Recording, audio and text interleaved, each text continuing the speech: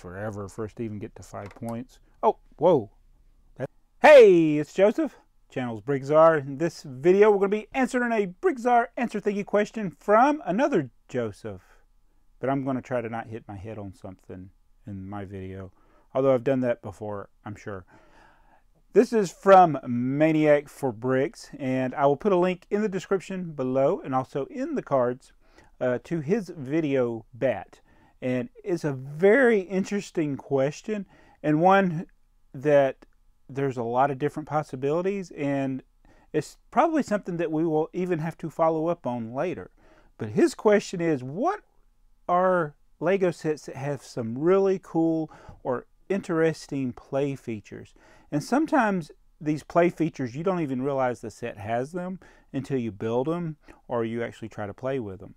And so what I'm going to discuss is some of the different sets I have in my collection, and a couple that I would like to get for my collection that I know have some play features, and see what you think about those and what would really constitute a set with a play feature. Because some sets innately have play features, like Technic sets or some of the games and things like that. But let's get right to it and show you some of these sets from over the years that has some interesting play features. Now, I was trying to think of a set that might be one of the earliest with an interesting play feature, and this is actually from set 725. Well, this isn't a build from 725, but I built all this with parts from set 725, and this is a little garage, and there is an SO garage in that set. Oh, this is the baseboard from that set, so that's the garage right there, the SO garage that's in that 725 set. So this set first came out in like 1961, and this garage is really neat because of the play feature. Now, this is an actual Lego piece, this car. It's a Mercedes. I always wanted a Mercedes and room for a pony, right? So I got a Mercedes. Of course, it's a little 187th or HO scale Mercedes, but the garage actually works. When you press down on the area in front of the garage, the little weights inside the garage cause the garage to open up. So that is an interesting little play feature, to open and close the garage. And I think it's pretty neat for the early 1960s technology, and I love my HO scale collection. Maybe I need to do another update of the HO scale Lego collection that we have. Now, here is actually one of my first Lego sets, and I think some of these pieces actually are from my original Lego collection, but this is a tipper truck. And it just shows you one of the simple play features. You can put Lego bricks in this. Now, the actual set did not come with any bricks to put in it, but it actually is a working tipper using techniques that you don't really see a lot now in Lego sets. But that was from like 1975, set 435, the tipper truck. All right, so as we're discussing play features, Technic sets, for the most part, they're going to have some type of play feature like steering or motors. So I don't know if that really qualifies for what Maniac4Bricks was looking for, but I kind of like some of the old Technic sets. I mean, there's any of a number of different play features in Technic sets. I mean, like the pneumatic ones, but this is one of the early ones. This is from 1977. It's set 851, the farm tractor. This is one of those sets I wanted as a kid. But we never could get it, and I didn't actually get this until many years later. And now it's actually relatively inexpensive to get a set like this, but at the time I could not afford it, but I wanted it. But it has 3 or 4 different things that it does. It has the steering. You can lift the baler in the back, or whatever you call it. This, I don't know if this is like for stirring up the straw, the hay. It spins, and mine's a little messed up. I actually got to rebuild it. It's not the most stable build, and this has been on storage pretty much since I did the video on this originally. But you can lift it. Oh man, it's messed up. You can lift it and lower it, and then the things spin when the tractor is moving, when the thing's working properly. But it's just neat, simple play features, and it's not just a static display model, it's something you can actually play with. So actually, one of the first things I thought of when I watched Maniac4Bricks videos, I was thinking of this basketball set. This is the Ultimate NBA Arena, which, you know, it actually takes a lot of practice to get where you can get these things in the hoop. They might be bricks, and I. We've done a couple of videos where you play to like 5 points, and it takes forever for us to even get to 5 points. Oh, whoa. That's never happened. That is the first time that has ever happened. He passed it. Of course, it's to the wrong guy on the other team. But I could never recreate that in a million years. Wow.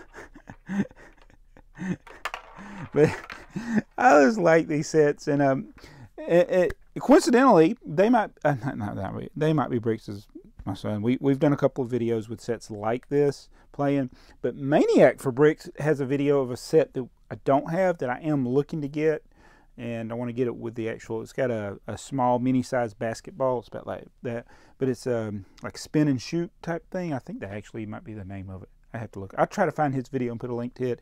But it's on a wind-up motor, and the hoop actually spins around, and you got to try to get it in while it's spinning. It actually makes it a lot more difficult to make a shot. But I like the basketball sets like this. To me, they were more fun to play than the soccer ones. But I can't really honestly say that because I haven't really played the soccer. This just had more appeal to me. But we need to build one of the soccer stadiums, see how that compares.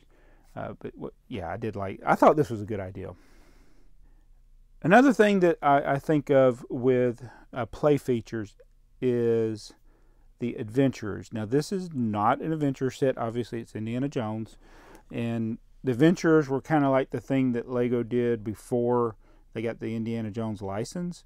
And even Johnny Thunder kind of, you know, just reminds you so much of Indiana Jones. But this Temple Escape set has a lot of play features in it. So I thought that was neat for the opening scene from the first Indiana Jones movie. It's not as exciting as it looks, but it is cool that it's got so many play features, from Indy getting the idol to the boulder chase and everything. But if you look at a lot of the Johnny Thunder sets, each of those usually has some type of hidden play feature that's fun, and that's why this video could go in any number of ways. And I'd probably actually have to go back and watch some of my Adventurers videos to see what some of those play features are. But I think Lego did a really good job with the Adventurer sets and also these Indiana Jones sets. Like I said, I'm pretty sure I've never done a video on this. Probably need to do that. But those have some really cool play features, just like this Indiana Jones set. Alright, so I know I've done a video on this, the Monorail transport base. This one was very interesting because of the way these cars worked. You set it up and it actually would hit that and it would send this rolling off. So who's driving the train now? I've done a video on this. I'll try to put a link to that video. I was going to set it up for the purposes of this video, but I got to rebuild the whole set, and we need to revisit this this Monorail. This is a really cool set. It does have some cool play features with it, with things that spin, and the way it shoots out the cargo. It's really neat. So again, maybe that is cheating when you got something that in itself is like a motorized set. Maybe that's not the same as what Maniac4Bricks is looking for in this question, but this is still one of the cool sets with some play features, so I think it counts. Alright, so that's just kind of a handful of sets. One of the other ones I was thinking of that I don't think I have, I'm pretty sure I don't have, but I need to get it, is it's 6939. It's a Spirius set. And it actually has a little vehicle that comes out of the spaceship. It's just one of those little simple things, but it's an interesting little play feature. And of course, a lot of the space sets have play features similar to that. But that Spirius set, I think I would really like to get that one, 6939. And another of my favorite themes growing up was the castle theme. And I'm pretty sure I've done a video on this one. It's at 60-30, the catapult. It's an actual working catapult. Very simple, small set. To me, that is more interesting than a flick fire missile. I really hate flick fire missiles, but the catapult set, 60-30, just an actual working catapult. I mean, how simple is that? And one last thing, speaking of play features, this is actually a pamphlet that I got from Spirit Particles. She gave me this. It's an old Samsonite Catalogue, but it says the most creative gift you can give a child. Obviously talking about Lego, but I like what it says here on the inside of the pamphlet. It talks about all the, it's basically the limitless possibilities that you have with Lego. But this little page here, it says it's fun, it's educational, it's constructive. Lego is a Danish word. It means to play. It is not a game. It's not a toy. Lego is a way to play. The most doing, building, making, shaping, thinking way to play that has been devised. Boys and girls can build with Lego, add on with Lego, reconstruct with Lego, play with what they build with Lego, spend hours with Lego alone or in groups. A Lego set may be enlarged by purchasing Lego supplemental boxes, blah, blah, blah. Okay. 50 cents. I wish they cost 50 cents now. 1961 prices. But so basically they're saying here Lego is not a toy. It is a way to play. And a lot of Lego sets have interesting play features. It did it here in the early days of Lego all the way down to today. So I want to thank Maniac4Bricks for the question. And if you haven't checked out Maniac4Bricks, really, he's got a really good channel, especially if you like Lego history, Lego oddities. He likes to collect a lot of the weird and unusual sets, just like we do. And he's got a lot of things that I don't have, as I mentioned.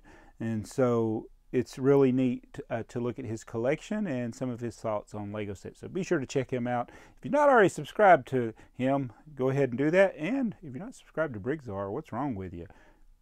Well, it might not be anything wrong with you, but you can still subscribe, right? See you in the next video. I'm Joseph, the other Joseph.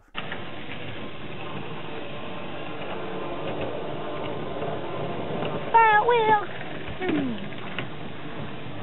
Get home.